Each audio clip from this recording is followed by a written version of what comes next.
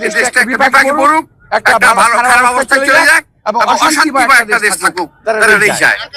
৭১ এবং ২৪ যার যার অবস্থানে সময়ময় তারা বিরাজিত, যার যার অবস্থানে। ৭১-এর সঙ্গে ২৪-এর কোনো তুলনা চলে না, হওয়ার কোনো সম্ভাবনা নাই। গোলাম আযম সহ ওর সাঙ্গ বঙ্গরা যদি জাতির শীর্ষস্থান হয়, তাহলে বীর মুক্তিযোদ্ধাদেরকে অপমানিত করা হচ্ছে। তাহলে বীর মুক্তিযোদ্ধাদের অবস্থানটা কোথায়, এটা একটু জানতে চাই। এই দলটি ১৯৪৭ সাল থেকে অদ্যাবধি ৪৭ সাল, ৭১ সাল এবং এখন পর্যন্ত দেশের শান্তি কখনো কামনা করে নাই এবং করে না। তারা দেশের স্বাধীনতা চায় নাই, এখনো তারা দেশের স্বাধীনতা চায় না। তারা চায় দেশটা একটা বিপাকে পড়ুক, একটা ভালো খারাপ অবস্থায় চলে যাক এবং অশান্তিময় একটা দেশ থাকুক, তারা এটাই চায়।